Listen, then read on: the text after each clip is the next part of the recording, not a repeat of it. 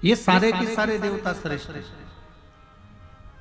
पर इन सारे देवताओं में ये 5 देव को निकालकर ही पंचायत क्यों बनाई? और उसमें भी मां दुर्गा भवानी को बनाकर बिठा दिया। क्यों? एक बड़ा सुंदर संवाद शिव महापुराण के अंतर्गत देवी भागवत में, स्कंद पुराण में आता है। एक अरुण नामक का असुर हुआ। क्या नाम था उसका? अरुण।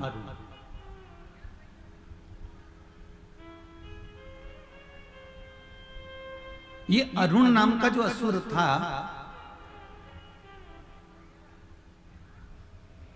ये यज्ञ आगे बढ़कर करवाता था और ब्राह्मणों से कहता था तुम यज्ञ करो, ऋषियों से कहता कि तुम यज्ञ करो। और ब्राह्मण और ऋषि यज्ञ करने में लग जाते, और जब यज्ञ करने के 2-3 दिन निकलते, 7 दिन का यज्ञ है, 5 दिन का यज्ञ है, 4 दिन का यज्ञ है, 8 दिन का यज्ञ है, तो 2-3 दिन जैसे यज्ञ के निकलते, ये अरुण अपने जितने दूत हुआ करते थे, जितने असुर हुआ करते थे, उनको भेज देता और सब यज्ञ को नष्ट करवा देता।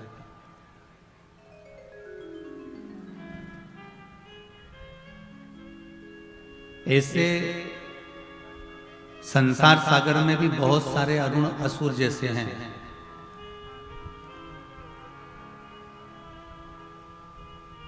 बहुत सारे असुर मिलेंगे इस समय के जो कहेंगे हाँ हाँ तुम ये काम करो,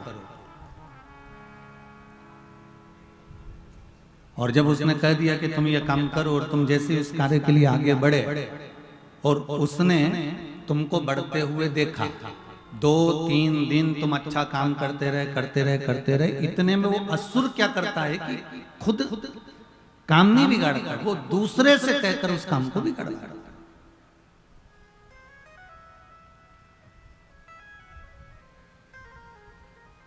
और ये असुर ढूंढने के लिए कहीं जाना नहीं पड़ेगा, तुम्हारे मोहल्ले में बहुत सारे असुर हैं ऐसे हैं।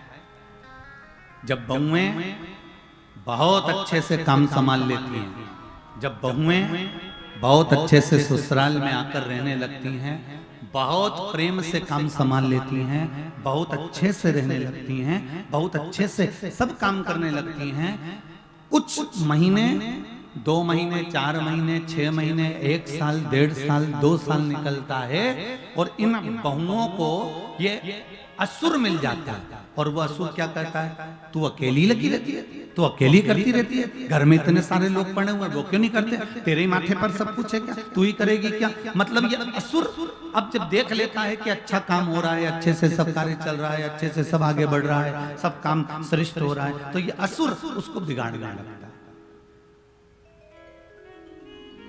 ये असुर उसको समाप्त करने लगता है। अब ये असुर कहीं दूसरी जगह नहीं मिलने वाले। ये अरुण नाम का असुर देवी भागवत कहती है, स्कंद पुराण कहती है, शिव महापुराण कहती है, ये अरुण नाम का असुर यज्ञ चालू करवाता था और पीछे से किसी को भेज देता था और यज्ञ खंडित करवा देता था। क्या होगा उससे? यज्ञ चालू कराकर यज्ञ को खंडित करने से कौन सा लाभ है? तो शिव महापुराण की कथा कहती है कि यज्ञ इसलिए चालू करवाया कि देवताओं का आवाहन हो गया। जब हमारे यहाँ कोई पूजन होती है तो हम देवताओं का आह्वान करते हैं, गणेश जी का, पार्वती जी का, शिव जी का, लक्ष्मी जी का, विष्णु जी का, कुल देवता का, कुल देवी का हमने आह्वान करा।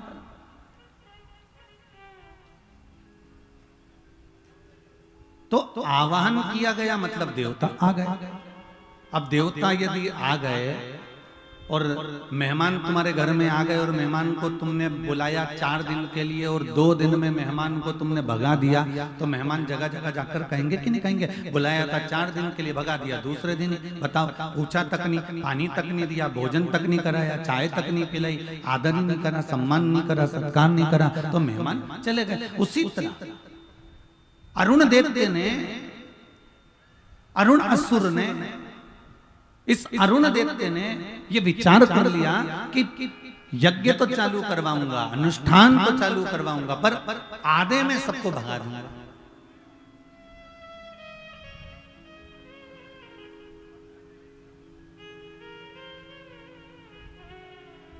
और आधा यज्ञ होता, आधा अनुष्ठान होता और आधे में ये सब खंडित करा देता।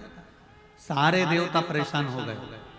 अंत में अरुण देवते ने विचार कर लिया कि ऐसे काम चलने वाला नहीं है, मैं ब्रह्मा जी से वर प्राप्त कर लेता हूं और वो वर प्राप्त करता हूं जिस वर के बल पर मैं पूरे संसार में, देवलोक में, दानव लोक में और असुर लोक में और मृत्यु लोक में सब जगह पर मेरा ही राज स्थापित हो।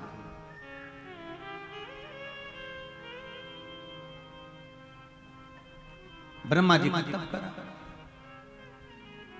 और ब्रह्मदेव का जब तप करना प्रारंभ करा, ब्रह्मा जी प्रसन्न हो गए, प्रकट हो गए। मांगो तुम्हें क्या चाहिए? महाराज वर दे दीजिए। क्या वर? वर ये दीजिए कि मेरे प्राण न छूटे।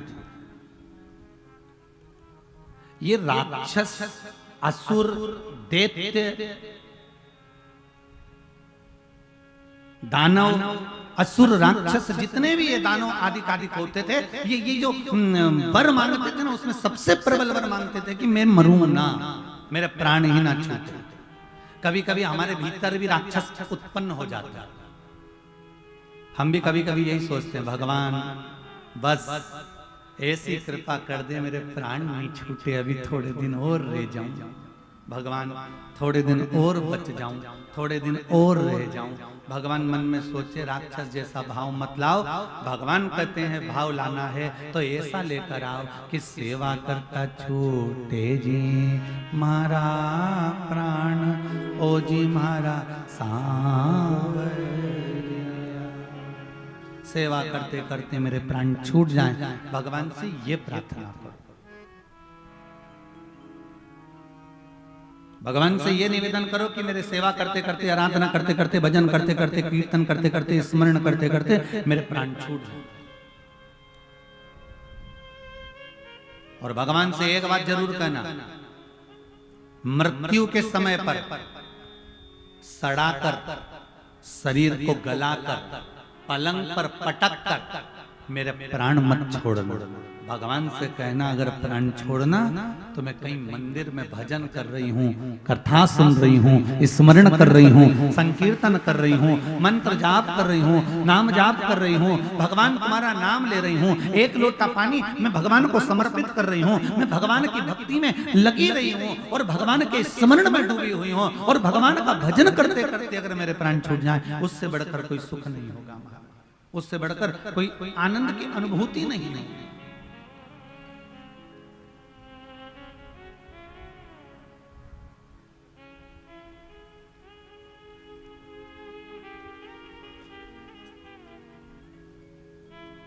अगर भजन करते करते प्राण जाए तो उससे बढ़कर सुख और क्या हो सकता है?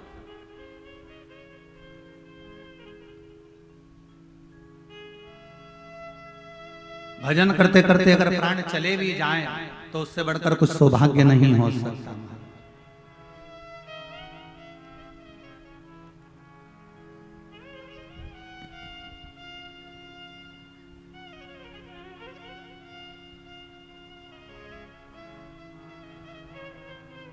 महाराज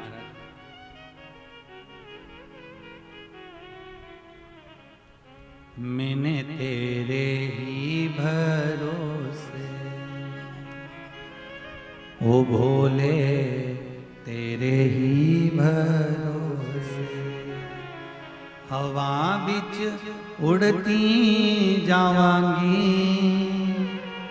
बाबा डोर हतो छड़ी ना में कटी जावे, भोले मैं तेरी पतन, सदगुरु मैं तेरी पतन, हवा बिच उड़ती जावांगी बाबा, डोर हतो छड़ी ना में कटी जावांगी।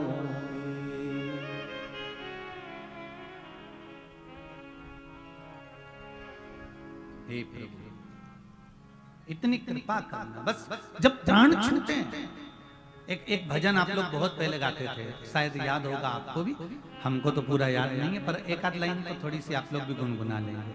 इतना तो करना स्वामी जब आता है आप लोगों को, जरा जम के गाओ, हमको सुनाई देना चाहिए। इतना तो करना स्वामी जब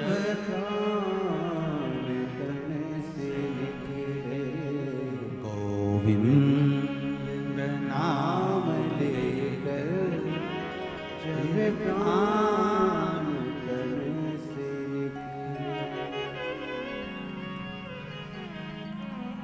गंगा जी का तट हो, यमुना का वट हो, मेरा सांवरा निकट हो, जब प्राण तन से निकले। महाराज हमारे हृदय की बात हम भगवान से कहते हैं कि ऐसी कृपा करना कि जब मेरे प्राण छूटे आप मेरे सम्मुख में हो, आप मेरे सामने।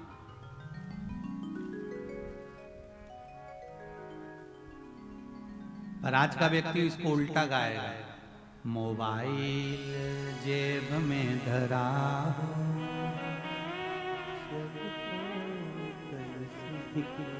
इतनी तो निकले, हेडफोन कान में लगा, अब जाके प्राण तन से निकले, ऐसे निकल जाएंगे।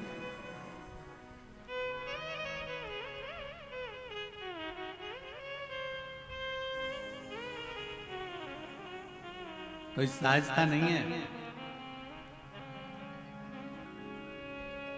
वो दीदी ने लिखा है कि मेरा विश्वास इतना प्रबल हो गया है हम लोगों का कि ऐसा लगता है कि शिव जी से कहेंगे और हमारा काम हो जाएगा। मतलब दृढ़ता, भरोसा, विश्वास प्रबल हो चुका।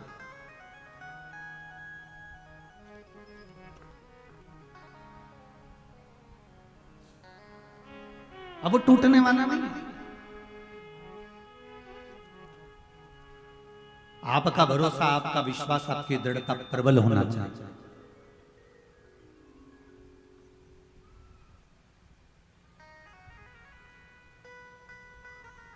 महाराज अरुण असुर ने ब्रह्मा जी से वर मांगा, मेरे प्राण ना छूटे। भगवान ब्रह्मदेव ने कहा ऐसा नहीं हो सकता, मरना तो पड़ेगा, मृत्यु तो निश्चित है, प्राण छूटेंगे ये पक्का।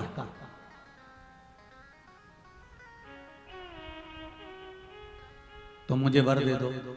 क्या वर दीजिए? अगर आप वर देना चाहते हो तो ये वर दो कि पृथ्वी पर विचरण करने वाले 2 पैर वाले और 4 पैर वालों से मेरे प्राण ना छूटे। सब अच्छे से सुन लेना यार। शिव पंचायत में दुर्गा जी को क्यों रखा गया? बहुत सावधानी से कथा सुनिए। आने वाली पीढ़ी, आने वाले बच्चे आपसे पूछेंगे कि शिव पंचायत में विष्णु जी थे, शंकर जी थे, ब्रह्मा जी नहीं थे, सूर्य नारायण भगवान थे, गणेश जी थे, तो दुर्गा जी को क्यों रखा गया? दुर्गा शक्ति का प्रतीक है।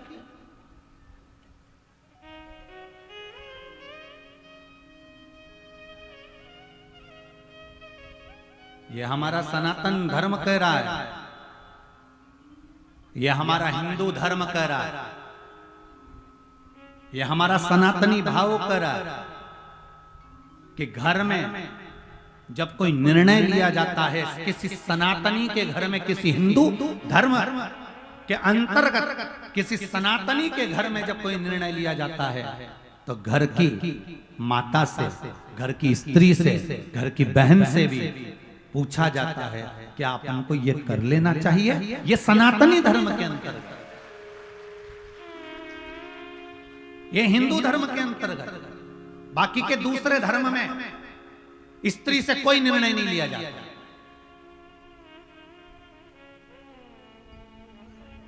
दूसरे धर्म के अंतर्गत स्त्री का कोई निर्णय नहीं माना जाता। दूसरे धर्म के अंतर्गत स्त्री से नहीं पूछा जाता कि तुम ये निर्णय देने के लायक हो, तुम ये निर्णय दोगे। पर केवल एक सनातनी धर्म, केवल एक हिंदू धर्म के अंतर्गत स्त्री से भी पूछा जाता है। जब कोई संबंध करा जाता है, कोई कार्य किया जाता है, कोई दुकान डाली जाती है, कोई व्यापार किया जाता है, कोई व्यवसाय किया जाता है, कोई अच्छा काम किया जाता है, कोई यज्ञ अनुष्ठान, कथा, भागवत, सत्संग, संकीर्तन, सत्यनारायण भगवान की पूजन अर्चना कुछ भी करी जाती है तो घर की माता से, घर की स्त्री से भी पूछा जाता है। घर की किसी भी एक माता से, एक नारी से, एक स्त्री से पूछा जाता है, क्यों मम्मी, क्यों माँ, क्यों आई, ये कर लें क्या? माँ हम ये कर लें, दादी हम ये कर लें, बहन हम ये कर लें। धर्मपत्नी से पूछते हैं क्यों हम ये कर लें। अर्थात केवल एक सनातनी धर्म के अंतर्गत ये देवताओं से हमको सीखने को मिलता है कि सनातनी धर्म के अंतर्गत नारी को भी निर्णय देने का हकदार बनाया गया है। शिव पंचायत के अंतर्गत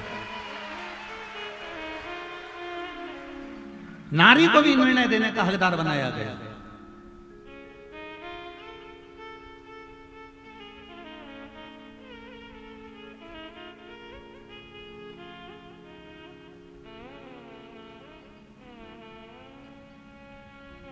बहुत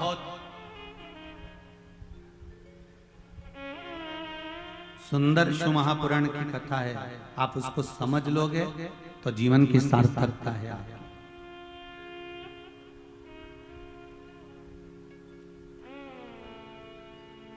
पशुपति व्रत में जो 5 दिए लगाए जाते हैं, उन 5 दिए में सबसे पहला दिया ना तो गणेश जी का लगता है, ना विष्णु भगवान का लगता है, ना शिव जी का लगता है, ना कार्तिकेय का लगता है, न सूर्य देव का लगता है। पशुपति व्रत में सबसे पहला दिया, सबसे पहली जोत, सबसे पहली अग्नि मां दुर्गा के नाम की ही प्रज्वलित की जाती है।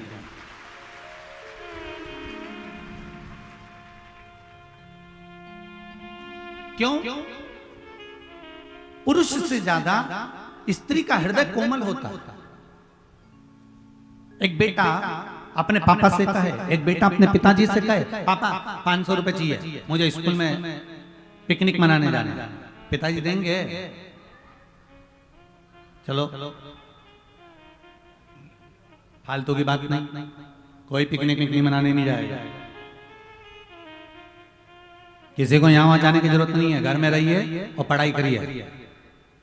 पिताजी बेटे को 500 रुपए नहीं देंगे, और वही बेटा जब मम्मी के पास जाएगा, माँ के पास जाएगा, दादी के पास जाएगा, दीदी के पास जाएगा, बहन के पास जाएगा, चाची के पास जाएगा, बुआ के पास जाएगा, और जाकर किसी भी स्त्री से, बुआ से, चाची से, दीदी से, मामी से, मम्मी से, माँ से, दादी से, नानी से, किसी के पास में भी जाकर कहेगा ना कि दादी, मम्मी, जी, बुआ, मुझे 500 रुपए की जरूरत है। क्या करना है तेरे को 500 रुपए का? पूछेगी जरूर दादी, पूछेगी जरूर माँ। अरे मेरे सारे दोस्त मिलकर पिकनिक मनाने जा रहे हैं तो मैं भी पिकनिक मनाने जाऊंगा। अच्छा, पापा से मंगा, पापा ने तो मना कर दिया, फिर हम दे देंगे और तेरे पापा नाराज होंगे तो? अरे मम्मी तुम संभाल लोगी ना, 500 रुपए दे दो ना प्लीज। और माँ तुरंत 500 रुपए निकाल कर दे देती है, ये चल जा। माँ उसमें एक वात्सल्यता, उसमें करुणता, उसमें हृदय की आनंदता माता के हृदय में रहती है।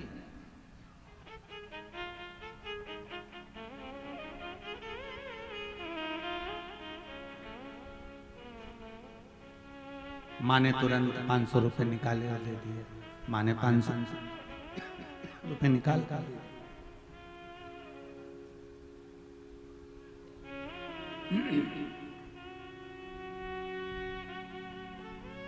जब पशुपति व्रत में सबसे पहला दीप, सबसे पहला दिया किसका लगाया जाता है? जम के बोलो जरा। माँ दुर्गा का, कुल देवी का, दुर्गा का, सिद्धात्री का, माँ बमलेश्वरी का, माँ तुलजा भवानी का, माँ चामुंडा का, माँ कात्यायनी का।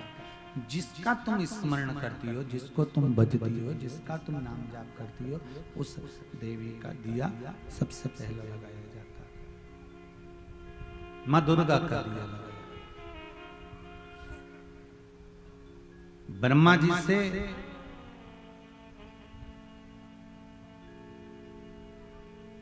उस अरुण असुर ने,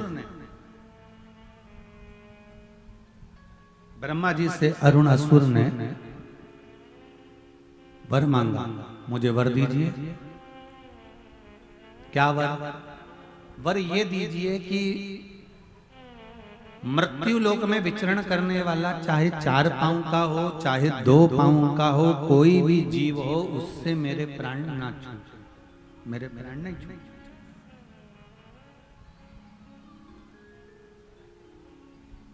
ये वर मुझे दे दीजिए। ब्रह्मा जी ने तथास्तु कहा। ब्रह्मा जी बोले तथास्तु, हम तुम्हें वर प्रदान करते हैं कि 2 पांव वाला या 4 पांव वाला तुम्हारे प्राणों को हरण नहीं करेगा। ठीक है। अब अरुण असुर ने जो उपद्रव मचाना प्रारंभ करा, जो उपद्रव मचाना प्रारंभ करा, हर तरफ अपना ही अपना राज्य कर लिया। तब सारे देवता एकत्रित होकर शिव पंचायत में पहुंचे।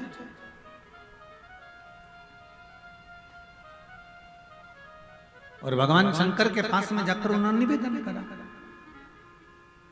शिव पंचायत में जाकर उन्होंने कहा कि हे भोलेनाथ, ये अरुण असुर को मारना है। आपकी पंचायत में, आपकी सभा में किसी में इतना बल हो जो केवल अकेला जाकर इस असुर का संहार कर दे।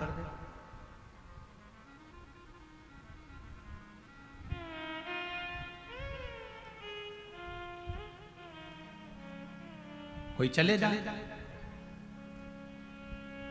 शिव जी तो कुछ बोले, शंकर भगवान कुछ शब्द बोले, और बोलने के बाद शिव जी ने केवल माता दुर्गा जी से कहा, इस सारे में आप जाइए और असुर का संहार कर दो। ब्रह्मा जी ने ठाका लगा दिया।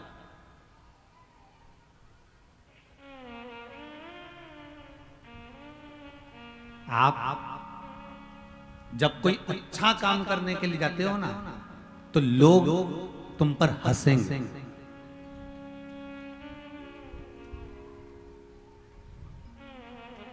ये साहू परिवार जब कथा करवा रहा होगा ना, तो भी लोगों ने ठाका तो लगाया होगा, हाँ कोई इतनी बड़ी कथा करा लेगा क्या?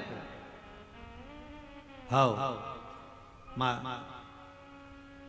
जंगल में गांव और गांव में जंगल, जंगल में गांव। अब वहां इतने लोग कथा में पहुंच जाएंगे। अब तुम अंदाजा लगाओ, एक डूम तो ये फूल, दूसरा डूम वो फूल, तीसरा डूम ये फूल, और अलग से टेंट लगाना पड़ रहा है। जरा विचार करो, पहुंचे ना पहुंचे।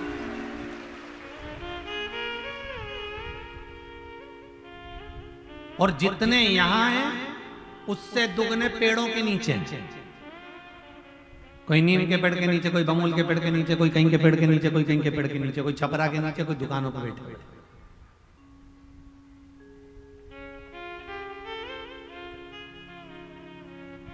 आप कोई काम करने के लिए जाओ,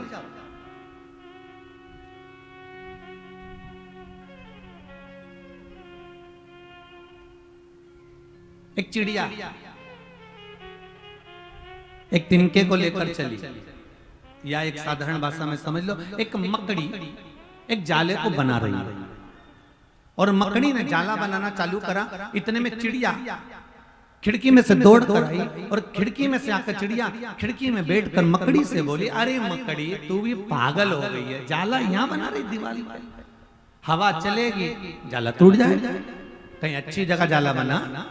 मकड़ी ने वहां जाला बनाना बंद कर दिया। अब गई तो दरवाजे के पीछे बनाने लगी। दरवाजे के पीछे मकड़ी जब जाला बना रही थी तो मैं छिपकली आ गया, और छिपकली ने आकर कहा, अरे मकड़ी तू भी जाला कहाँ बना रही है? दरवाजे के पीछे। कोई भी तोड़ देगा, कपड़ा टांगेगा और जाला टूट जाएगा, कहीं अच्छी जगह बना। मकड़ी गई, दो दरवाजे के बीच में जो सरंग होती है वहां जाला बनाने लगी। इतने में चींटी आ गया, और चींटी ने आकर कहा, क्या मकड़ी जाला कहाँ बना रही है? तो बनाने के लिए कोई अच्छी जगह ढूंढना जहां जाला बनाना चाहिए। इतने में मकड़ी चौथी जगह पहुंची, और घर के बाहर एक चौखट के पास में जाला बनाने लगी। इतने में फिर चिड़िया आई, वहीं पर एक मक्खी बैठी हुई थी। उस मक्खी ने कहा मकड़ी से, क्यों इनके चक्कर में पड़ती है? तेरी मर्जी पड़े जहां जाला बना ले, तेरा शिकार तेरे पास में आ ही जाएगा और तू सुखी हो ही जाएगा।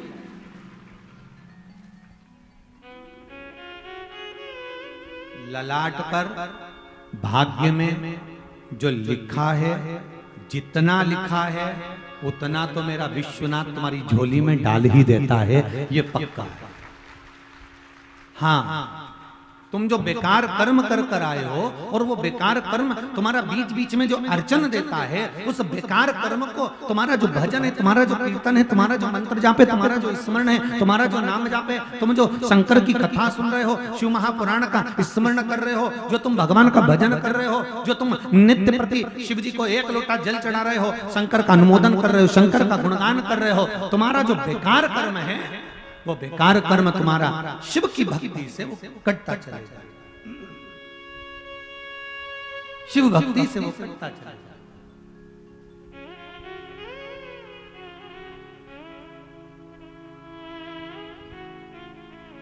शंकर भगवान ने तुरंत माता पार्वती जी से कहा, मां दुर्गा जी से कहा, आप जा सकती हो? बिल्कुल। अकेली? बिल्कुल।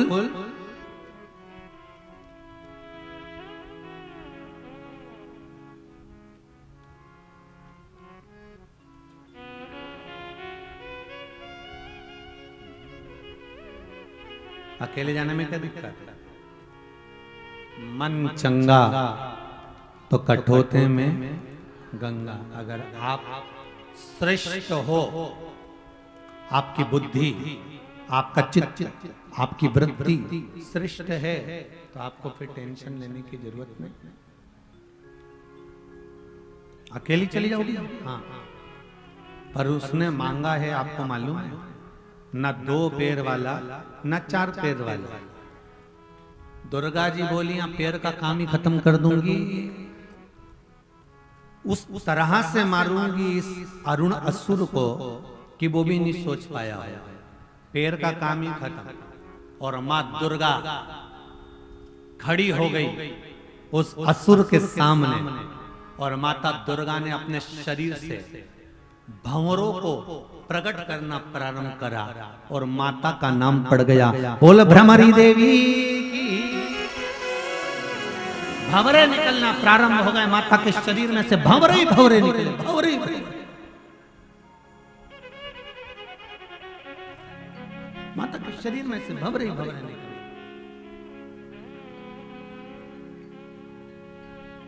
और जब भंवरे ही भंवरे निकलना प्रारंभ हुए माता के शरीर में से, खूब भंवरे निकल रहे थे, और भंवरों ने जाकर जैसे ही अरुण असुर के ऊपर आक्रमण करना प्रारंभ करा, अरुण असुर के प्राण छूट गए, क्योंकि इसने मांगा था 2 पांव वाला और 4 पांव वाला जो पृथ्वी पर भ्रमण करता हो, मैं उससे ना मरूं। अब ये पृथ्वी पर भ्रमण ही नहीं करता, ये तो हवा में उड़ता रहता है।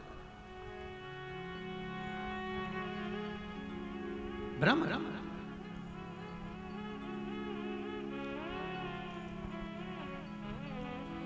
कहा, जब भ्रामरी देवी का रूप दुर्गा जी ने रखा और अरुण असुर का संहार करा, अरुण असुर का संहार कर कर मां दुर्गा वापिस जब पंचायत में आकर बैठी, तब शिव जी ने उसी समय पर कहा कि आप पंचायत के सदस्य बनने के लायक हो, क्योंकि आप तुरंत जाकर किस तरह से मार रहे हैं ये आप में सोचता है, आप में विचार, आप में सोचता है।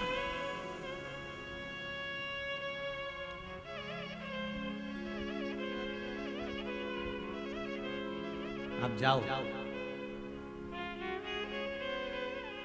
फिर निवेदन करूंगा आप सबसे, अपनी श्रेष्ठता दूसरे को दिखाना नहीं है हमको, अपनी श्रेष्ठता अपने लिए प्रकट करना है।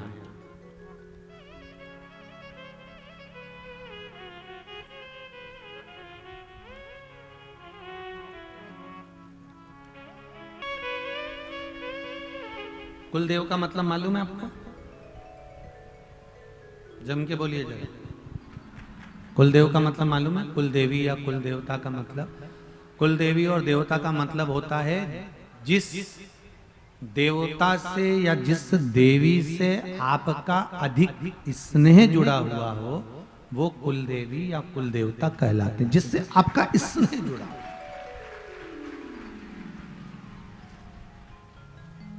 जिसके प्रति आप पूर्ण तरह से समर्पित हो, जिसके प्रति आप पूर्ण तरह से समर्पण का भाव रखते हो और जिनकी पूजन और अर्चना आपको श्रेष्ठ लगती है, अच्छी लगती है।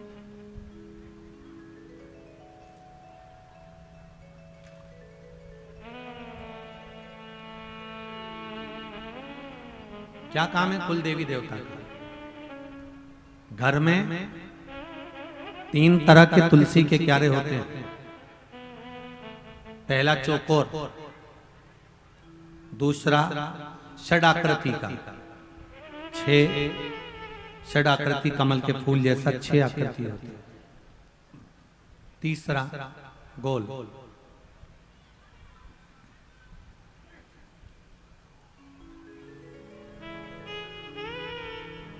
इन 3 तुलसी के क्यारों में पुराने समय के घरों में सबसे ज्यादा जो तुलसी के क्यारे होते थे वो चौकोर होते थे, गोल होते थे कि षडाकृति के होते थे।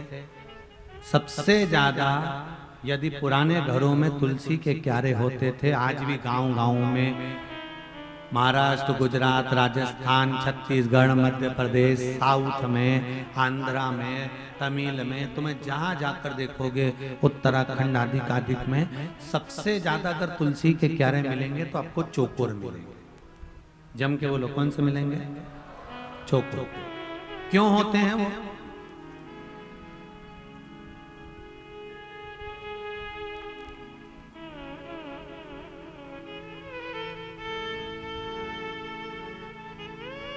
किस लिए? क्या कारण होता है चौकोर तुलसी के क्यारे?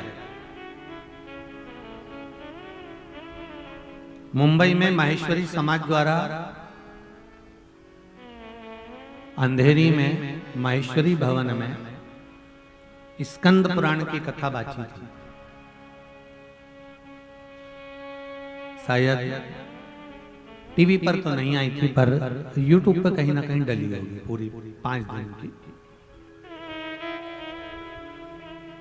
उसमें वर्णन किया था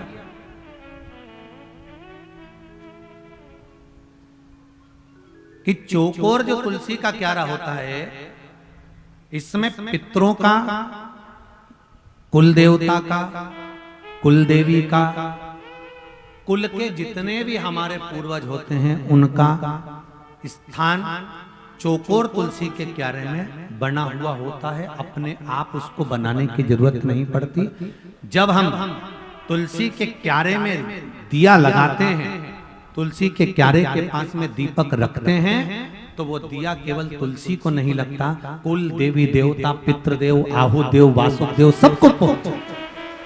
अब जरा देखिए हमारा सनातन धर्म देखिए कितना प्रबल होगा। एक चौकोर तुलसी के क्यारे से किस किस चीज की फल की प्राप्ति हो सकती है, यहां तक स्कंद पुराण कहती है हमारा।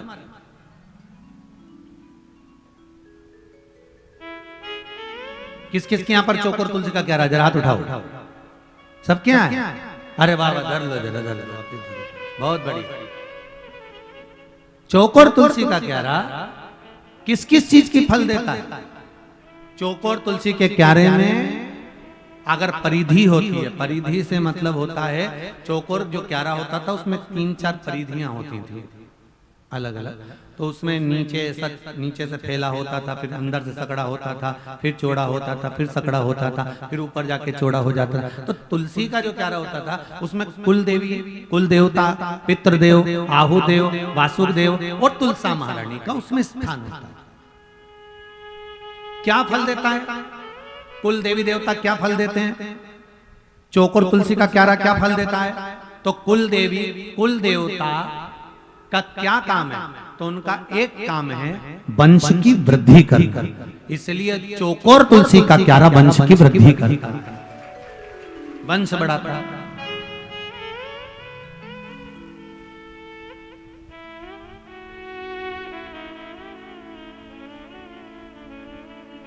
अगर चौकोर तुलसी के क्यारे में बहू विवाह कर आई, बेटी अगर विवाह कर आई ससुराल में, और ससुराल में आने के बाद उसने एक नियम ले लिया कि मुझे तुलसी के क्यारे में जल डालना है, घी का दिया लगाना है, दीप लगाना है, तो उसके घर में कभी वंश की कमी नहीं हो सकती, वंश बढ़ेगा ही, चाहे वर देना पड़ेगा। स्वयं यशोदा जी का चरित्र कहता है, स्वयं यशोदा जी का चरित्र, यशोदा जी की माता जी, माता यशोदा की मां पाटला देवी, और पाटला देवी ने अपनी बेटी यशोदा को कहा, पुत्री मुझे एक संत ने यमुना जी के घाट पर कहा है कि तू ब्राह्मणों का भोजन तुलसी के क्यारे के नीचे करा, और श्रावणी पूर्णिमा के दिन अगर तू ब्राह्मणों का भोजन कराएगी, तुलसी के क्यारे के नीचे दीपदान करेगी, और अगर तू ब्राह्मणों का भोजन कराएगी तो बेटी तेरी भी गोद जरूर संतान से भरेगी, ये पक्का कहती हूं। माता पाटला देवी ने अपनी पुत्री यशोदा को ये बात कही। तो यशोदा जी ने ब्राह्मणों को बुलाया भोजन करने के लिए। भोजन करने के लिए जब ब्राह्मण आए तो नंद बाबा की तो दाढ़ी सफेद थी, बाल सफेद थे, क्योंकि 60 साल के हो गए। अब यशोदा जी भी 55 की तो हो ही गई होंगी। अब नंद बाबा ने खीर और मालपुआ परोसा, तो थोड़ी देर बाद उन्होंने नंद बाबा ने यशोदा जी से कहा तू भी खीर परोस करा। अब यशोदा जी खीर परोसने गई तो इतना लंबा घूंघट यशोदा जी ने डाल दिया। पहले के समय में चलता था, माता इतना घूंघट करती थी। अब आज के जमाने में तो वो घूंघट धीरे धीरे धीरे धीरे धीरे यहाँ, अब भले ना हो पर पहले तो नियम था कि लंबा घूंघट चलता था।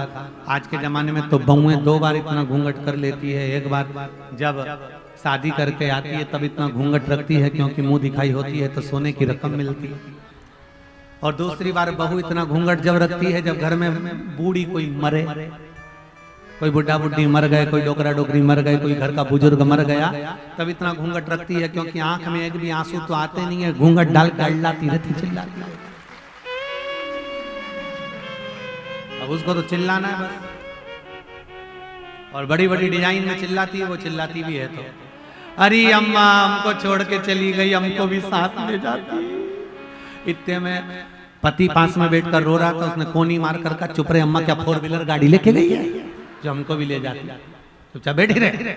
फिर उसने टॉपिक चेंज करा, दूसरी डिजाइन में रोना चालू करा, और इतनी देर में सास के कान में सोने की मुर्की दिख गई तो रोती रोती घूंघट करके और कान की मुर्गी को दांत से कतर और कतर के मुर्गी रख ली मुंह में, और देवरानी से बोली अब तू रोले में आई, अब भी पानी पी के। वो गई अंदर और सोने की मुर्गी अलमारी में धर के और बाहर आके बोली अब अम्मा को ले जा। ऐसे चोटे चोटे भरे पड़े घर। अब सोचो जरा तेरा क्या होगा रे कालिया, विचार करिए।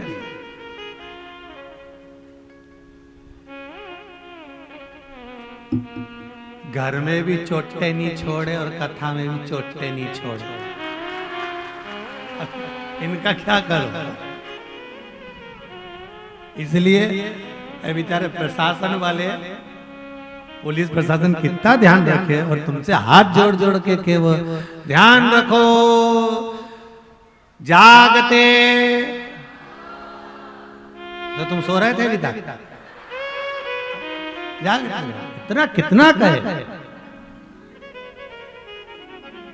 बहुत बहुत साधुवाद है प्रशासन को, जो पूरी प्रशासन, चाहे हॉस्पिटल की हो, चाहे पुलिस प्रशासन हो, चाहे अन्य गवर्नमेंट की प्रशासन, पूरी व्यवस्था पूरी गांव को चारों तरफ से संभाली हुई है। बहुत बहुत साधुवाद।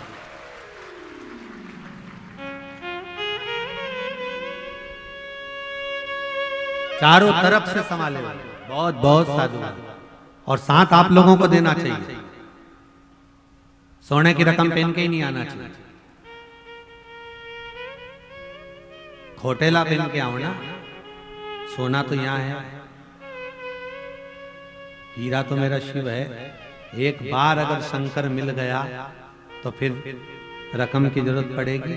रावण को सोने की लंका दे दी थी एक ही बार में। जा रावण क्या लेकर गया था?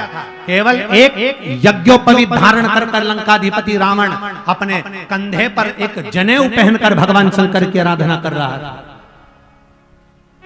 मस्तक पर त्रिपुंड लगा हुआ था, कंधे पर जनेऊ पड़ी हुई थी। तो मंदोदरी ने आवाज लगाकर कहा था लंकाधिपति रावण से, हे लंकेश स्वामी, शंकर के दरवाजे पर जा रहे हो, कोई मुकुट नहीं, कोई जेवर नहीं तन पर, कोई आभूषण नहीं तुम्हारे तन पर। रावण कहता है, जिस शिव की आराधना करने जा रहा हूं, अगर मैं अधिक आभूषण धारण कर कर जाऊंगा तो शंकर भगवान को लगेगा कि मैं तो बताओ शमशान में रहता हूं और ये श्रृंगार करके शमशान आया, मुझे दिखाने। आभूषण पहन कर नहीं जाऊंगा, पर जब शिव की स्तुति गाऊंगा तो शंकर मुझे इतने आभूषण दे देगा कि मुझे जरूरत ही नहीं पड़ेगी कुछ और। इसलिए आज भी साउथ में, महाराष्ट्र में, राजस्थान में, मध्य प्रदेश, छत्तीसगढ़, ऐसे कई जगह, उत्तराखंड आदि में ब्राह्मण जन जब शंकर की आराधना करते हैं, शिव का रुद्राष्टाध्यायी से अभिषेक कराते हैं, पूजन कराते हैं, तो ब्राह्मण तन पर कोई वस्त्र पहने चाहे नहीं पहने, ब्राह्मण की वाणी में जो प्रबलता होती है, उस मंत्र को बोलने की, कंधे पर जनेऊ पड़ी होती है, मस्तक पर त्रिपुंड ब्राह्मण के खिंचा होता है, तन पर कोई वस्त्र हो ना हो, आभूषण हो ना हो, और शंकर की स्तुति गाता है तो शंकर खुद ही भंडार भर जाता है, शिव खुद दे जाता है। एक सुंदर प्रश्न है, देखिए प्रश्न क्या, एक पत्र है।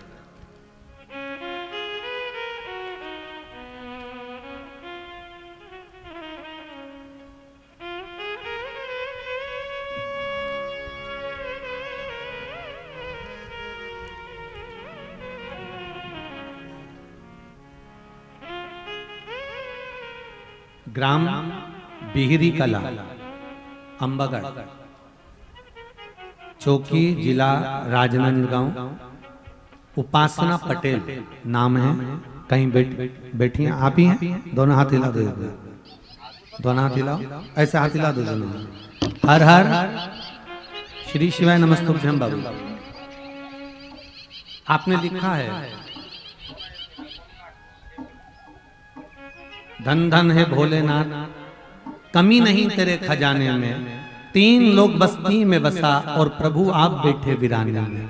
बहुत सुंदर बात लिखी बाबू, धन्यवाद। इससे यह महसूस होता है कि शिव जी ने जरूर बहुत कुछ दे दिया होगा। पिछले 4 वर्षों से हम लोग बहुत परेशान थे गुरुदेव, कर्ज में इतने डूबे हुए थे, लॉकडाउन के कारण कोई काम नहीं मिल पा रहा था। 2 साल पहले के निकले, 2 साल लॉकडाउन के निकले, कर्जे में डूबते गए, डूबते गए, डूबते गए गुरुदेव। अंत में किसी के कहने पर टीवी पर शिव महापुराण की कथा सुनी, और यह कथा का प्रभाव है कि आज बाबा देवाधिदेव महादेव ने हमको कर्जे से मुक्त कर दिया और शिव महापुराण की कथा में बैठे। 4 साल का कर्जा मेरे देवादिदेव महादेव ने चुका दिया। बैठ जाओ बेटा। हर हर महादेव। बहुत बहुत धन्यवाद, बाबा की कृपा। वो क्या नहीं देता।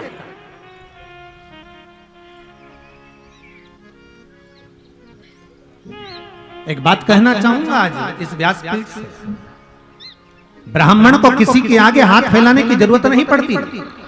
लंकाधिपति रावण जैसा कंधे पर जनेऊ पड़ी हो, मस्तक पर त्रिपुंड खिंचा हो और शंकर का नाम अगर उसके मुख में है, उसकी जिह्वा पर अगर शिव नाम है, तो फिर शंकर कैसे देता है ये शंकर ही जान सकता है। बस उसकी स्तुति श्रेष्ठ होना चाहिए।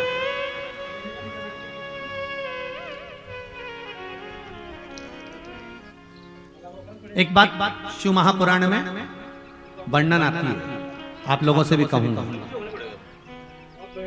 कि शिव कथा, शिव मंदिर में पूजन, शंकर का अभिषेक, शंकर की आराधना, शंकर की पूजन, शंकर का स्मरण, जिसके हृदय में विश्वास शंकर के प्रति हो, शिव के प्रति जागरूकता हो, सबसे पहला निमंत्रण उसी को देना चाहिए कि इसके भीतर शिव में विश्वास है, तो ये शंकर की आराधना, शंकर का स्मरण, शंकर की पूजन, शंकर का अभिषेक, ये हमको श्रेष्ठता में करा देगा। विश्वास ही नहीं होगा उसका यदि शिव में, और आपने अनुष्ठान कर भी लिया तो कोई फल मिलने वाला है क्या? अगर विश्वास है तो शिव है।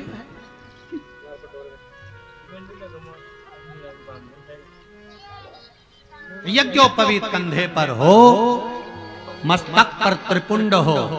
अभी ये कथा पूरी होगी और 3 तारीख से रायसेन, भोपाल के पास में 40 किलोमीटर दूरी पर रायसेन है। मैं रायसेन वालों से और रायसेन के आसपास वालों से निवेदन करना चाहूंगा, छोड़ना मती। नवरात्रि की त्रिपुंड शिव महापुराण की कथा है, जो कि जीवन का इतिहास रचने वाली ऐसी सुंदर कथा का आनंद लीजिए। और आप लोग भी टीवी चैनल के माध्यम से उस पावन कथा को 2 बजे से 5 बजे तक श्रवण करिएगा, आस्था चैनल पर। त्रिपुंड शिव महापुराण की कथा कि एक मस्तक पर, चाहे माताएं हो, चाहे पुरुष हो, चाहे बच्चे हो, चाहे बड़े हो, चाहे युवान हो, चाहे युवती हो, चाहे बुजुर्ग हो, मस्तक पर मात्र त्रिपुंड लगा लेने से उसका लाभ क्या होता है। एक त्रिपुंड की परिभाषा, त्रिपुंड का सुख क्या है। त्रिपुंड के अंदर कितने देवता बैठते? एक एक रेखा में 9 देवता, 27 देवता त्रिपुंड के अंदर रहते हैं।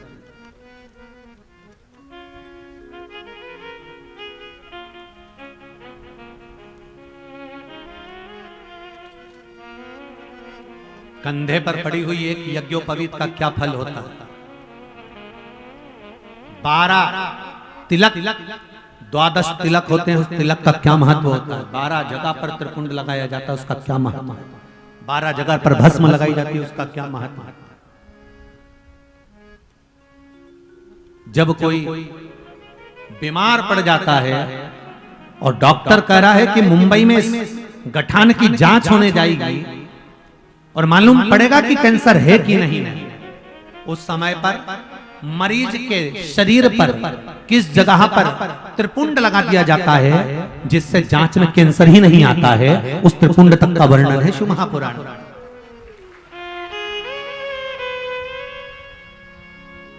शंकर की भस्म त्रिपुंड का बड़ा बड़ा व्याख्यान, उसको सुनेंगे रायसेन की कथा में।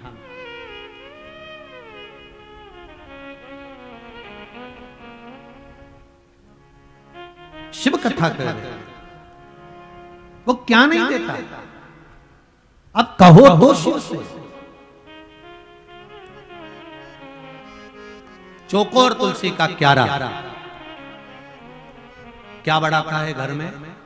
जम के बोलो सभी लोग, वंश बढ़ाता है। दूसरे नंबर पर तुलसी का क्यारा होता है षड आकृति का, 6 कोने होते हैं, षड आकृति का, षटकोण जैसा होता है। ये काय के लिए होता है? तो कहा ये घर में आने वाली समस्या को दूर करता। षड आकृति का तुलसी का क्यारा, और एक तुलसी का क्यारा होता है गोल, जिसको कुंड कहते हैं, कुंडी कहते हैं, जिसमें तुलसी लगी होती है। गोल तुलसी का क्यारा, स्कंद पुराण कहती है ये व्याधियों को हरता है। काय को हरता है? व्याधियों। जिसके घर में गोल तुलसी का क्यारा होता है, घर में अगर अनहोनी होने वाली होती है तो 2 दिन पहले, 4 दिन पहले, 6 दिन पहले, 8 दिन पहले ऐसा हृदय में महसूस होना चालू हो जाता है कि कुछ होने वाला है। जिसकी यहाँ पर गोल तुलसी के क्यारे होंगे उसको इस चीज का अंदाजा होगा कि उसके घर में कहीं ना कहीं उसको भान होने लगता है कि कुछ होने वाला है, कुछ ऐसा घटने वाला है, कुछ ऐसा होने वाला है। उसको भान हो जाता, उसको स्मरण हो जाता।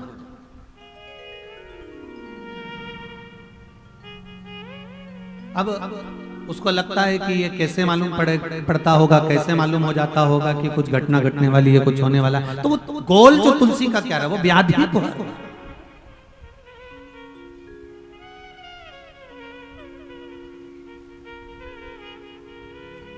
वो व्याधि का हरण कर ले।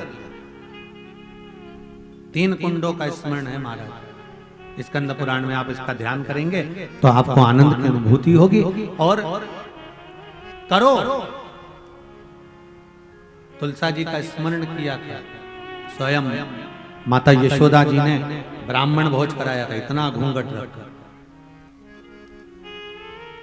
खीर परोसने के लिए गई, ब्राह्मणों ने देखा नंद बाबा की दाढ़ी सफेद है, बाल सफेद हैं, ये तो घूंघट इतना लंबा करी है, ऐसा लगता है नंद बाबा के छोरे की बहू है। अब उनको क्या मालूम था कि नंद बाबा की ही धर्म पत्नी है। उनको तो लग रहा है कि बहू है नंद बाबा की, क्योंकि नंद बाबा के बाल सफेद, दाढ़ी सफेद, तो उनको तो बहू लग रही। अब इनको लगा कि बहू है, तो इन्होंने देखा कि इनके घर में कोई बच्चा नहीं है, तो सारे ब्राह्मणों ने भोजन करते करते आशीर्वाद दे दिया, पुत्र भव। जैसे ही कहा पुत्र भव, यशोदा जी ने पल्लू करा ऊंचा। जैसे घूंघट ऊंचा करा तो यशोदा जी के बाल भी सफेद थे। इतने में सारे संत ब्राह्मण एक दूसरे को कोनी मार के बोले ये भी डोकरी है। आशीर्वाद गड़बड़ हो गया। नंद बाबा की पत्नी है, अपन समझे थे बहू है। अब इनके घर में छोरा छोरी कहां से आएगा? ये 60 गई है, 55 की संतान कहां से होगी?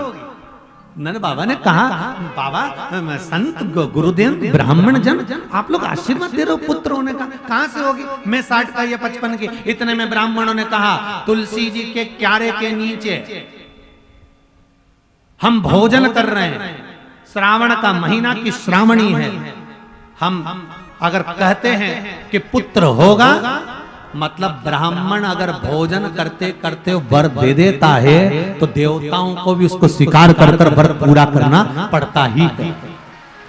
वर पूरा करना ही पड़ता है। इसलिए ब्राह्मण जब भोजन करे तब आपको ज्यादा बात नहीं करना चाहिए, पर आपकी आदत पड़ी है। महाराज पूड़ी कैसी बनी है? हम महाराज के भाटा जैसी बनी है। अरे यहाँ कथा करें कि ब्राह्मण भोजन करे तो बात मत करो। अगर बन सके तो थोड़ी सेवा करो, पूड़ी परोस दो, मीठा परोस दो। ज्यादा ब्राह्मण से बात नहीं करना भोजन करते करते। संत साधु ब्राह्मण गुरुजन संत जन महात्मा जन जब भोजन करें तो उनसे ज्यादा बात नहीं करना चाहिए। कम एकदम परोस दिया भोजन, इसके बाद अपने काम में लगो। जो चीज की जरूरत हो लाओ, रखो, आराम से पूछो, फिर जाओ। पर कईयों की आदत।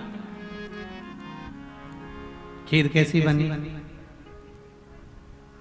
शक्कर तो कम नहीं है। महाराज जी मन में सोचे खाऊं कि गाऊं।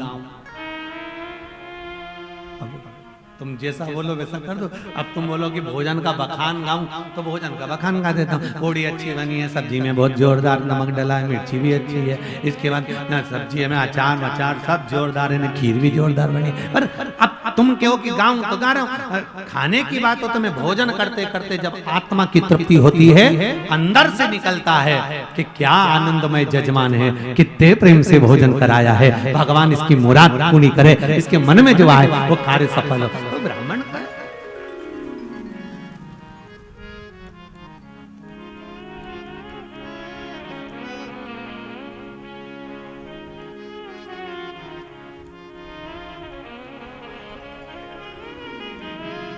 होता है ऐसे ब्राह्मण लोग, पहले के ब्राह्मण और आज के ब्राह्मण में अंतर है। अभी आज का ब्राह्मण इतना थोड़ी ना खाए। एक सेठ जी थे बड़े कंजूस, इतने कंजूस, कभी जिंदगी में किसी को भोजन नहीं करा।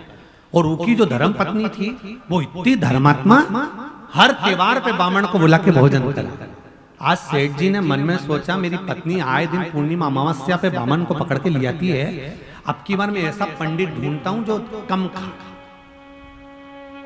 अब सेठ जी गए पास के गांव में, उन्होंने जाकर पूछा पंडित जी हैं? हाँ हैं। पंडित जी निकल कर आए, सेठ जी ने प्रणाम करा, गुरुदेव प्रणाम। सेठ जी को देखकर महाराज बड़े खुश हो गए, बहुत दिनों के बाद ऐसा जजमान आया है, इतना पैसे वाला जजमान, वाह वाह वाह, आनंद करो सेठ जी, आनंद करो। सेठ जी ने पूछा गुरुजी कल अमावस्या है, भोजन करने आना है। अरे सेठ जी आप बुलाओ और मैं नहीं आऊंगा।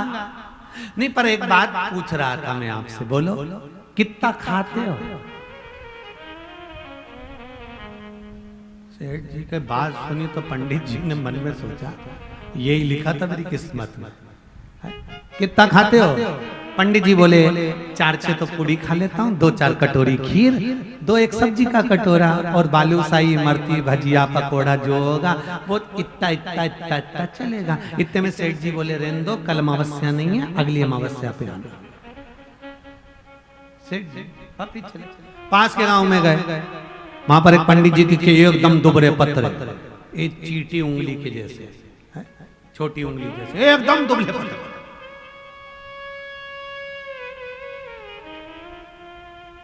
हमारे 2 महाराज ऐसे ही है, एकदम दुबले पत्थर। अब उन्होंने पंडित जी को देखा, सेठ जी ने कहा पंडित जी राधे राधे। पंडित जी बोले राधे राधे। पंडित जी बोले कैसे आना हुआ सेठ जी? सेठ जी बोले कल अमावस्या है, भोजन करने के लिए निमंत्रण देने आया हूं। आप कितना खाते हैं? सेठ जी ने पूछा। पंडित जी बोले शरीर देख लो, 2 रोटी बिना घी की खाता हूं, ज्यादा मीठा नहीं खा सकता, शरीर में शुगर है। सेठ जी ने मन में सोचा भगवान की कृपा ऐसा पंडित मिला, सारी बीमारी इसी में भरी है, कुछ नहीं खाएगा। भगवान कृपा करे आप आ जाओगे कल भोजन करने? धीरे धीरे आ जाऊंगा। ठीक है। सेठ जी ने घर पे जाके बोल दिया अपनी पत्नी, सुनो पंडित जी आएंगे, अच्छे भरपेट भोजन कराना। सेठ जी को तो मालूम था कुछ खाने वाला है ही, भरपेट खिलाना, ये दक्षिणा दे देना, ठीक है, अच्छे से जिमाना हो। सेठ जी इतने बोल के गए, पत्नी इतनी खुश हो गई, 40 साल में पहली बार निमंत्रण दिया है किसी पंडित जी को। अब इतने में पंडित जी जाने लगे तो पत्नी ने आवाज लगाया पंडित आयन ने, सुनो हाँ मेरे को काम नहीं करना है तो तुम बच्चों को भी ले जाओ ना, 6 ही को, ये 6 तुम्हारे साथ चले जाएंगे। पंडित जी ने कहा 6 बच्चे? हाँ ले जाओ। 6 ही को ले गया और झोले में टिफिन भी ले जाओ, मेरे लिए भी लिया ना। सेठ जी बड़े दयालु, टिफिन भी ले गए। जो पहुंचे सेठ जी तो दुकान पर बैठे थे, पंडित जी जो जीवने के लिए चालू हुए, पंडित जी ने तो थोड़ा सा खाया, जो 6 बैठे थे ऐसा निपटाया, ऐसा निपटाया, सब धरा धराया निपटा गया। बचा कुचा था तो डब्बे में बांध के ले गए, दक्षिणा भी ले गए। थोड़ी देर बाद सेठ जी आ गए। सेठ जी ने आकर कहा ला भोजन ला। पत्नी बोली बना लूं फिर लाती। तो भोजन होगा ना, आज तो पंडित जी ने भोजन करा। हाँ तो भोजन नहीं है? हाँ कितना बना था? बना तो खूब था। तो पंडित जी खा गए? पंडित जी नहीं, पंडित जी के साथ में 6 आए थे, सब खा गए। इतने में तो सेठ जी को आया गुस्सा, उनने उठाया डंडा और पंडित जी के घर की ओर चले। पंडित जी ने अपनी पत्नी से कहा वो सेठ बहुत कंजूस से आता होगा, बहुत गुस्सा करेगा। पत्नी बोली फालतू की बात मत करो, ये पंडितों की जो पत्नियां होती है ना, पंडिताएं थोड़ी जोरदार होती। इनने कहा चुपचाप रो, पलंग पे सो जाओ, चद्दर ओढ़ लो, बाकी की मैं सब निपट लूंगी, तुम चिंता मत करो। और पंडित जी चादर ओढ़ के सो गए। इतने में सेठ जी ने दरवाजा खोला और चिल्ला के बोला कहाँ है पंडित? इतने में पंडित जी की पत्नी बोली, आग लग जाए बस सेठ, ना जाने क्या खवा दिया, आकर मेरा पति निपट गया। सेठ जी ने बोला, कहां पड़ा? ये पड़ा मेरा पति, तेरा ही यही खा के आया था, तेरा ही घर का खाया, इसलिए मरा। अब तो तेरे को पकड़ के जेल लेकर जाऊंगी और तेरे को राजा के यहाँ दंड दिलवाऊंगी, तेरे को जेल में पटकूंगी। इतने में सेठ जी बोले, तेरे पांव पड़ूं, ऐसा मत कर, तेरे हाथ जोड़ूं। नहीं, मैं तुझे दंड दिलवा कर रहा हूं, चल मेरे साथ में। और जो गिरबान पकड़ी सेठ जी की, सेठ जी बोले, ये 20,000 धर ले तेरे पांव, तेरे तू 20,000। इतने में सेठ जी 20,000 दिए, गए। पत्नी ने पति से कहा, उठ जाओ, दक्षिणा पूरी आ गई, उठो जा। महंगा रोए एक बार, सस्ता रोए बार बार। ये कभी नहीं सोचना, ब्राह्मण अगर हमारे घर में आया है, पूजन कराने आया है, अर्चना कराने आया है, अगर वो सेवा करने आया है, भगवान की आराधना करने आया है, तो जितनी उसकी मेहनत होती है उतना उसको प्रदान कराना चाहिए, उतना उसको देना चाहिए, उतनी उसकी अर्चना देना चाहिए, उतनी उसकी दक्षिणा देना। क्यों? शिव कथा कह रही, मां आदिशक्ति दुर्गा भवानी ने आज जब अरुण नाम का असुर मर गया, जितने सारे असुर बचे थे आकाश मंडल में चले गए, और आकाश मंडल में जाकर जल वृष्टि हो रही थी, उसको हाथ में झेलकर पीना चालू कर दिया। सारे जल को पी गए असुर, सारे जल को। पूरी पृथ्वी पर हाहाकार मच गया।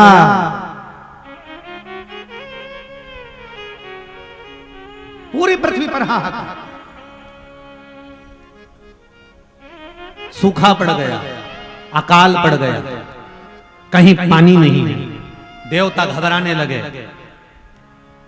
कई वर्ष निकल गए, अकाल पड़ते पड़ते पड़ते पड़ते सब भूख से बिलखने लगे। पानी की खत्म हो गया, पानी नहीं, अकाल पड़ गया, अकाल पड़ गया। सारे देवता एकत्रित होकर शंकर भगवान के पास पहुंचे। शिव जी ने पूछा, क्या बात है? कहा, भोलेनाथ जी, पूरी पृथ्वी पर अकाल पड़ा हुआ है, पानी नहीं है। शंकर भगवान ने कहा, तुम चिंता मत करो। आद्य शक्ति दुर्गा से कहा, दुर्गा, ये आपकी आखिरी परीक्षा है, पंचायत में तुम्हें बैठना है, ये आखिरी परीक्षा है तुम्हारी। देवताओं ने आकाश से गिरने वाले जल को अपने हाथों में झेल लिया है, उन राक्षसों ने, उन असुरों ने। अब आप पृथ्वी पर जल लेकर आओ, ऊपर से नहीं लाना है, क्योंकि ऊपर तो असुरों ने झेल कर रखा है। कहीं से भी लाओ, पूरे ब्रह्मांड में, पूरी पृथ्वी पर जल की कमी नहीं होना चाहिए, और सूखा नहीं पड़ना चाहिए, अकाल नहीं पड़ना चाहिए, चारों तरफ जल ही जल हो जाए। अब तुम सिद्ध करो कि वो जल कहां से लाओ। विचार करिए जरा, इस जगह पर आप होते तो क्या करते? पंचायत में बैठने वाली मेरी मां दुर्गा भवानी, मां आदिशक्ति के सामने प्रस्तुतिकरण देना है। पंचायत में बैठना कुछ सहज वाली बात नहीं है। शंकर की पंचायत का एक एक देवता बड़ा प्रबल है, इसलिए कहते हैं शिव पंचायत का केवल 5 बेलपत्र शंकर भगवान को समर्पित कर देने पर शंकर जी ये जान जाते हैं कि मेरा अकेले को नहीं दिए, पूरी पंचायत को दिए। गणेश, विष्णु, दुर्गा, शिव और सूर्य, ये 5 बेलपत्र जब हम शिव को देते हैं तो पूरी पंचायत को समर्पित हो जाता है। 3 बेलपत्र हम शंकर को भगवान को देते हैं तो ब्रह्मा, विष्णु, महेश को प्राप्त हो जाती है।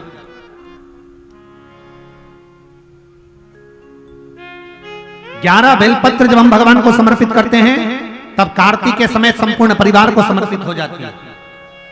21 बेलपत्र जब हम भगवान शंकर को देते हैं तो रिद्धि सिद्धि के साथ में संपूर्ण परिवार के साथ में शिव जी को बेलपत्र समर्पित हो जाती है। 31 बेलपत्र जब हम भगवान शंकर को देते हैं तो सारे नक्षत्र और ग्रह के अनुसार शिव जी को समर्पित हो जाती है।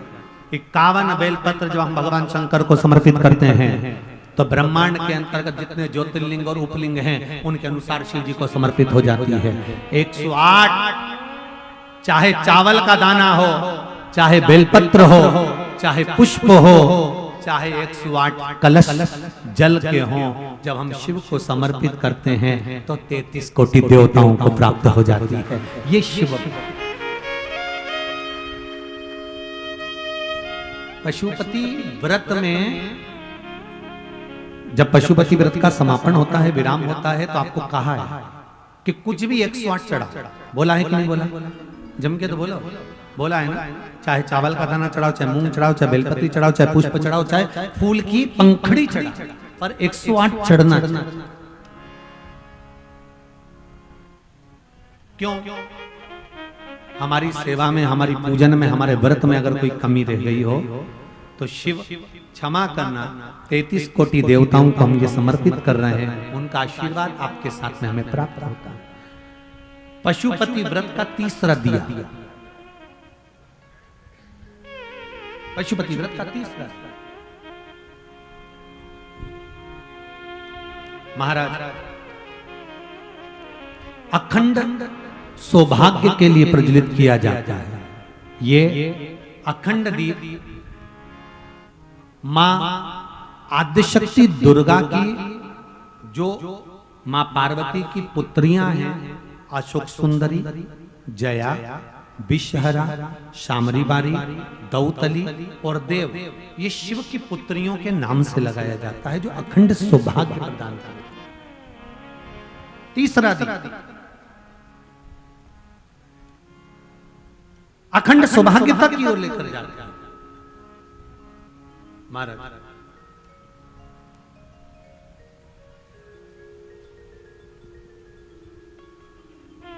अब यहां दुर्गा भवानी की आखिरी प्रस्तुति है शिव पंचायत में बैठने की। देखिए जरा, अगर आप होते तो क्या करते? ना नदियों में पानी है, ना तालाबों में पानी है, ना कुएं में पानी है, ना बावड़ी में पानी है, ना जमीन के अंदर पानी है, सब सूखा पड़ा है, अकाल पड़ रहा है, और ऊपर आकाश में जल। असुरों ने हाथ लगा रखा है, वो गिरने नहीं देंगे। क्या करोगे? जाओ दुर्गा, शिव जी कह रहे हैं जल की पूर्ति करिए, जल की पूर्ति करो, जाओ।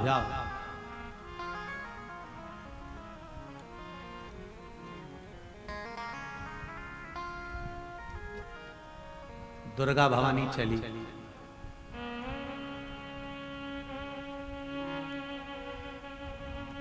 और जैसे ही दुर्गा उठी,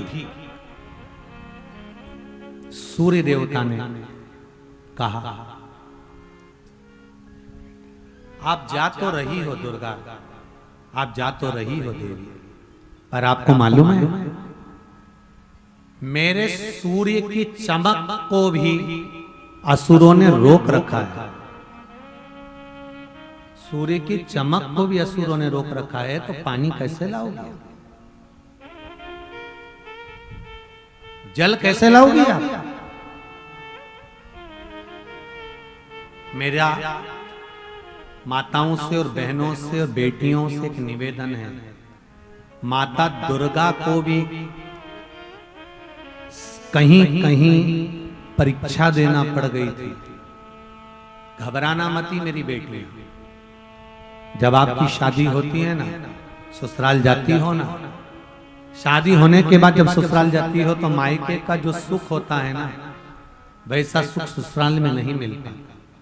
कभी कभी विषम परिस्थितियां आकर खड़ी हो जाती है, दुख तकलीफें आकर खड़ी हो जाती है, परिवार में क्लेश आकर खड़ा हो जाता है, कहीं तकलीफें आकर खड़ी हो जाती है, कहीं पति अपशब्द कहता है, कहीं सास अपशब्द कहती है, कहीं ससुर अपशब्द कहता है, कहीं परिवार के लोग ताने देते हैं। इतनी विषम परिस्थिति में जब तुम खड़ी हो तो शंकर भगवान की शिव पंचायत को याद करना कि दुर्गा जी को भी परीक्षा देना पड़ी थी, हारी नहीं थी माँ।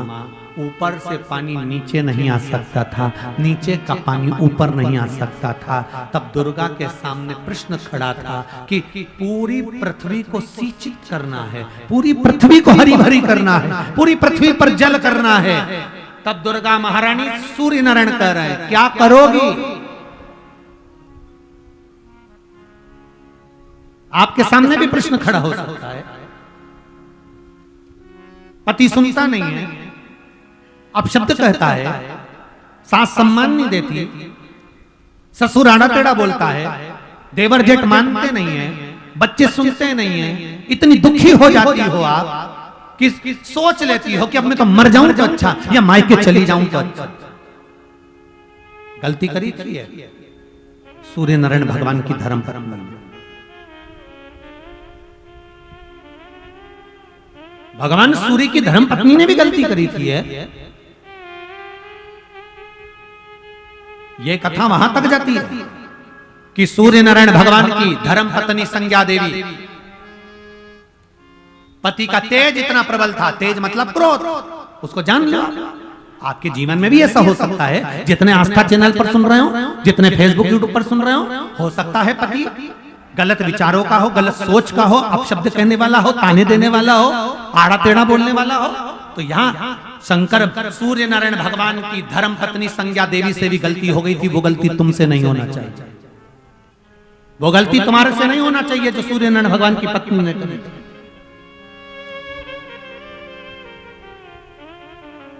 और सूर्य नारायण भगवान की पत्नी संज्ञा देवी ने देखा कि मेरे पति का तो तेज इतना प्रबल है कि इनके पास मैं बैठ नहीं सकती जाकर।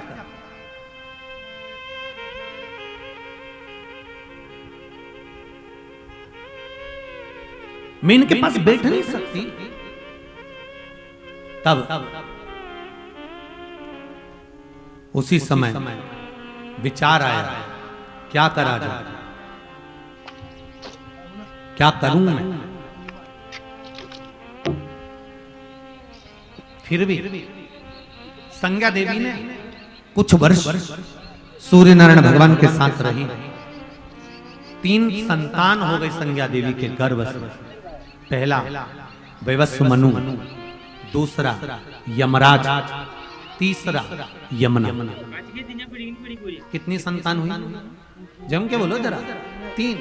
पहला वैवस्व मनु, दूसरा यमराज और तीसरी यमुना। संज्ञा देवी के गर्भ से 3 संतान हो गई, पर संज्ञा देवी अभी भी यही सोच रही है कि मैं पति के क्रोध को कैसे शांत करूं, पति का तेज कैसे शांत करूं, पर तेज शांत नहीं होता। तो संज्ञा देवी एक बार स्नान करने गई, अपने शरीर में से उन्होंने छाया को प्रकट कर दिया। खुद छाया को प्रकट करी, अपना एक स्वरूप प्रकट करा और छाया से कहा, छाया तुम जाओ सूर्य नारायण के साथ में रहना, मेरे बच्चों का ध्यान रखना, मेरे पति की अर्धांगिनी बनकर रहना, क्योंकि उनका तेज बहुत तेज है, तो मैं नहीं रहना चाहती। और संज्ञा देवी अपने पिता दक्ष के यहाँ पहुंच गई। माय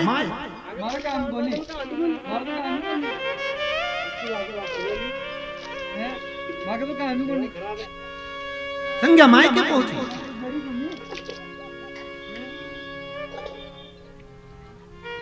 वही प्रश्न खड़ा हो गया, पति नहीं सुनता, अपशब्द बोलता, सास नहीं सुनती, अपशब्द बोलती, ससुर नहीं सुनता, अपशब्द बोलता, बच्चे नहीं सुनते, अपशब्द बोलते, देवर जेठ सब अपशब्द बोलते हैं। कैसे रहूं मैं यहाँ पर? छोड़ी और मायके चली गई। वो मायके जाने वाली माँ संज्ञा का हाल क्या हुआ है कि मायके पहुंचते से ही पिताजी ने पूछ लिया, संज्ञा कैसे आना हुआ तुम्हारा, कैसे आई हो तुम यहाँ? पिताजी अब मैं यहीं रहूंगा। पिताजी ने कहा, यह घर तुम्हारा नहीं है, शादी होने के बाद बेटी का सही घर उसका ससुराल होता है। संज्ञा कहती है, सूर्य नारायण भगवान का तेज बड़ा तीव्र है। पिता बेटी को समझा कर कहते हैं, बेटी अरे लाडो सुनो बेटी, जो ललाट पर लिखा हुआ है वो तो होकर रहेगा। अगर तुम एक लड़का ठीक नहीं है उससे तलाक ले भी लोगे दूसरी जगह शादी करोगी, हो सकता है वो भी भेरू ऐसे ही निकले तो कोई जरूरी है क्या? अरे जम के तो बोलो जी जी सही है कि गलत है? हो सकता है वो भी ऐसा ही निकले तो इस पे कम सिंदूर चढ़ा हो, उस पे ज्यादा चढ़ गया। है तो भेरू ही, कोई काल भेरू है, कोई बटुक भेरू है तो भेरू ही। तुमने ये निर्णय गलत लिया। संज्ञा देवी को क्रोध आता। जब पिता बेटी को समझाता है ना तो बेटी को गुस्सा आता है। तो मैं क्या मरने के लिए वहां रहूं? बेटियां ऐसा शब्द कह जाती हैं, क्या करूंगी मैं वहां रहकर? जहां पर मेरा सम्मान नहीं, मेरे को वहां रहना नहीं। तो पिता ने बेटी को समझाया, क्योंकि बाप होता है। एक बार मेरा प्रत्येक पिता से, प्रत्येक माता से निवेदन है, बेटी की तलाक की नौबत आए उससे पहले एक बार बेटी को बिठाकर समझाओ जरूर कि किस्मत में लिखा होगा वो होना ही है, तो कितना ही कर ले। इसलिए थोड़ा एडजस्ट करिए, थोड़ा संभल कर चलिए, थोड़ा समझ कर चलिए, परिवार तोड़ो मती। आज के जमाने में अदालत में सबसे ज्यादा केस है केवल तलाक के।